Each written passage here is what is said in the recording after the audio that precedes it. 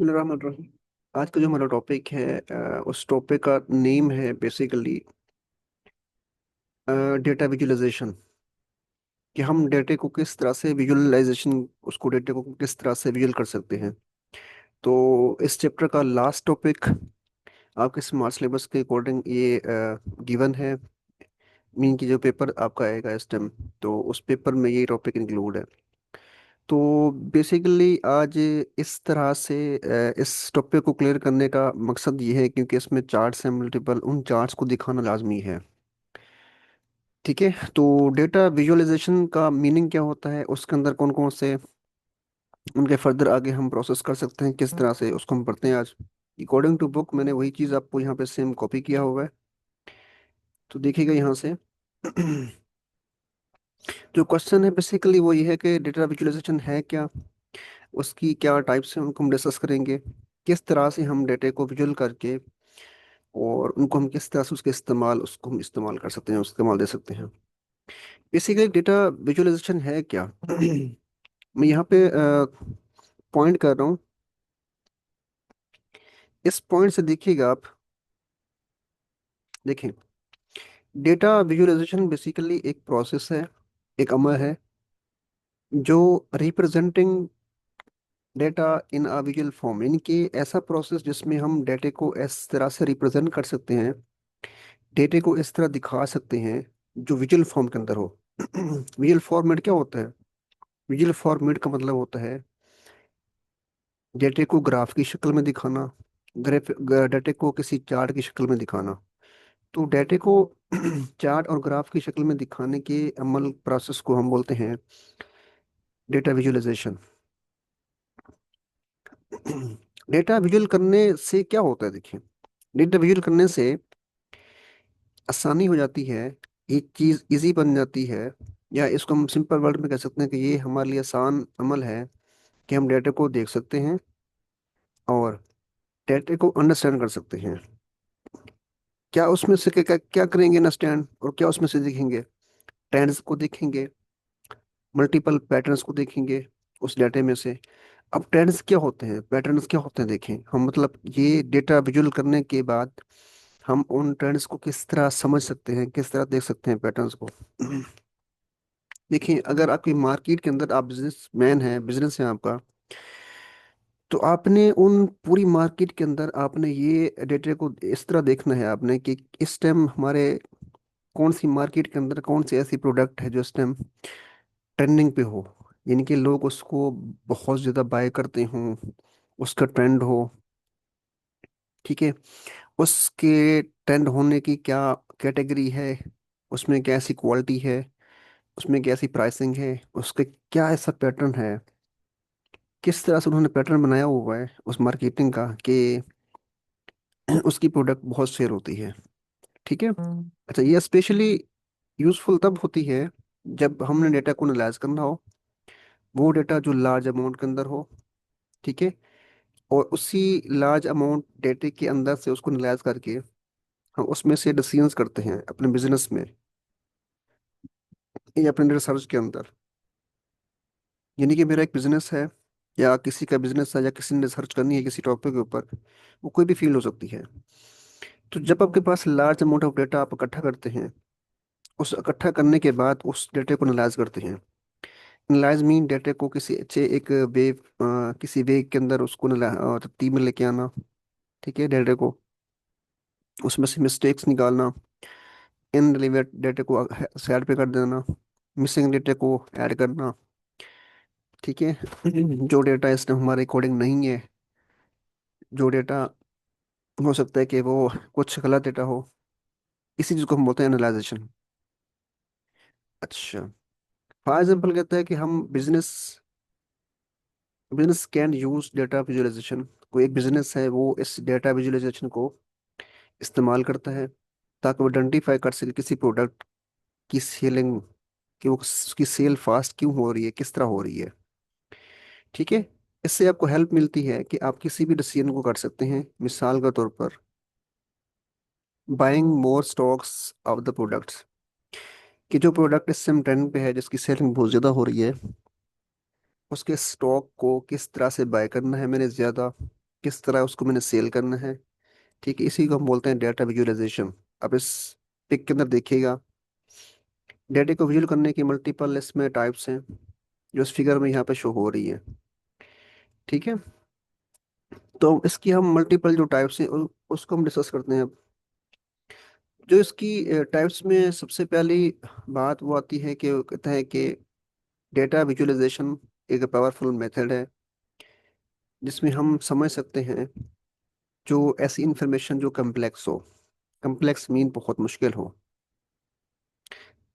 अच्छा, मुख्तलिफ different types के विजुअलाइजेशन सर्व डिफरेंट पर्पस। इनके जो डिफरेंट टाइप्स की विजुअलाइजेशन है, उनके टाइप्स हैं, हर एक टाइप का पर्पस अलग अलग है। हर एक टाइप मुख्तलिफ टाइप्स के पर्पस को सर्व करती हैं। ठीक हो गया। अब हम देखते हैं इसकी जो पहली टाइप है वो है बार चार्ट। देखिए जी, बार चार्ट आपकी इस पिक में दिखाई दे रहा होगा आपको। ठीक है, ये देखिए इस पिक के अंदर, इस पिक में ना बेसिकली ये वर्टिकल लाइंस हैं, वर्टिकल इसको हम बोलते हैं बार्स, इनको हम बोलते हैं बार्स। पर ये वर्टिकल क्या है, आपके पास बॉक्स बने हुए हैं। ये बॉक्स यहाँ पे शो हो रहा है, ये बॉक्स यहाँ तक आ रहा है और ये बॉक्स यहाँ तक आ रहा है। ठीक है।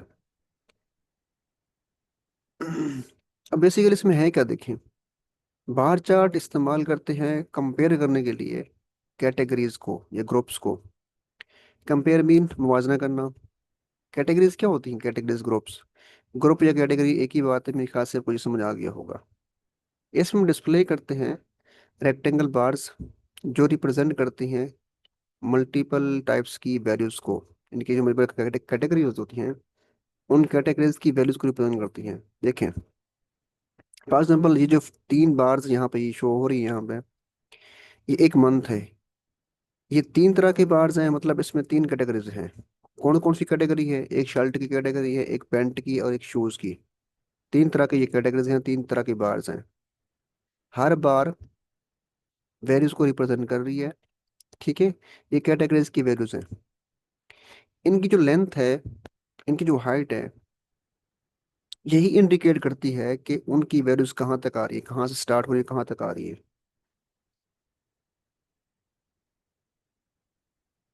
ठीक है, एग्जाम्पल में देखें, एक बार चार्ट को इस्तेमाल करते हैं हम सेल्स को कंपेयर करने के लिए किसी भी प्रोडक्ट की स्टोर के अंदर।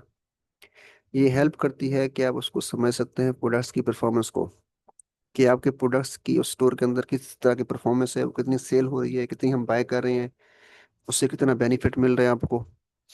ये सारी चीज़ें हम इसमें देखते हैं, तो बार चार्ट को हम इसलिए इस्तेमाल करते हैं। ये देखें, कुछ मैंने एक्स्ट्रा डेटा इसमें ऐड किया हुआ है, ये बार चार्ट्स हैं, ये बेसिकली एक बार चार्ट है। ठीक है, अब देखें, इसमें थोड़ा सा और मजीद देख लें।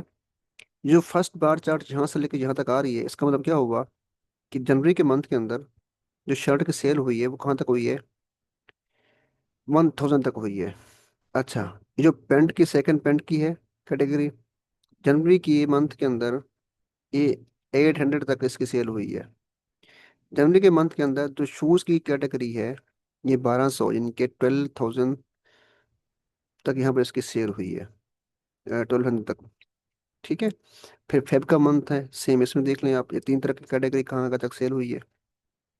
ये मैंने यहाँ पे कलर्स भी शो किया हुआ है। ठीक है, इसको देखिएगा। फिर इसके बाद है लाइन चार्ट। अब लाइन चार्ट को हम इस्तेमाल करते हैं ट्रेंड या चेंज को शो करने के लिए। ठीक है, शो करते हैं हम इसमें ट्रेंड्स को या किसी चेंज को, टाइम के लिहाज से जो चीज चेंज हो रही हो उस चीज को शो करने के लिए हम लाइन चार्ट का इस्तेमाल करते हैं। ठीक है, इसके अंदर जो लाइंस होती हैं वो कनेक्ट होती हैं और शो करती हैं उसकी वैल्यूज की किस तरह से इंक्रीज हो रही है और किस तरह से डिक्रीज हो रही हैं। हम यहाँ पे देखते हैं, देखिए एग्जांपल है आपके पास, एक लाइन ग्राफ को इस्तेमाल कर है टेम्परेचर को देखने के लिए कि टेम्परेचर एक वीक के अंदर किस तरह चेंज हो रहा है और किस तरह नहीं हो रहा, उसमें क्या डिक्रीजिंग है, उसमें क्या इंक्रीजिंग है। देखिए, ये आपकी हेल्प कर रहा है कि हम डेटा को विजुअल कर सकें जब टेम्परेचर अप डाउन हो रहा है एक दिन के अंदर। ठीक है, इस चीज को देखते हुए आप आसानी के साथ डेली ट्रेंड्स को समझ सकते हैं कि आज टेम्परेचर का ट्रेंड क्या था। मिसाल के तौर पर ये टेम्परेचर है, ठीक है। यहाँ पर टाइम शो कर रहा है 10 AM, ठीक है। सुबह के टाइम 10 AM पे आपका टेम्परेचर था -5। फिर 12 PM पे आपका टेम्परेचर क्या था, 1 पे आ गया, ठीक है। फिर हम देखें आगे 2 PM से आगे 3 PM तक, ये आपके पास ये आ रहा है, ये पॉइंट आ रहा है। देखिए 3 PM तक ऑलमोस्ट आपका टेम्परेचर था 2। फिर ये पॉइंट आ रहा है, 4 PM पे आपका टेम्परेचर था -3। 6 PM पे आपका टेम्परेचर क्या था, -5। फिर 8 PM पे टेम्परेचर क्या था, -9। ये देखें, तो ये आपके पास पॉइंट है। इन पॉइंट्स को हमने लाइन से इस तरह अटैच किया हुआ है। यही पॉइंट्स की हाइट, इन ये पॉइंट्स इंडिकेट करते हैं उस टेंट की वैल्यूज को। ये देखिए पहले क्या थी, -5, फिर बढ़ी 1 पे आ गई, फिर उसके बाद इंक्रीज हुई, फिर 2 पे आ गई, फिर उसके बाद क्या हुई, यहाँ पे डिक्रीज हो गई। मतलब क्या हुआ, टाइम के साथ साथ ये इंक्रीमेंट भी आ रहा है और डिक्रीमेंट भी आ रहा है। ये देखिए यहाँ पे इस तरह से पहले इंक्रीज हो रहा है, फिर डिक्रीज और फिर इंक्रीज हो रहा है। उसके बाद हिस्टोग्राम। हिस्टोग्राम को इस्तेमाल करते हैं शो करने के लिए डिस्ट्रीब्यूशन डेटा। देखिए डेटा को हमने जब डिस्ट्रीब्यूट करना हो तब हम हिस्टोग्राम इस्तेमाल करते हैं,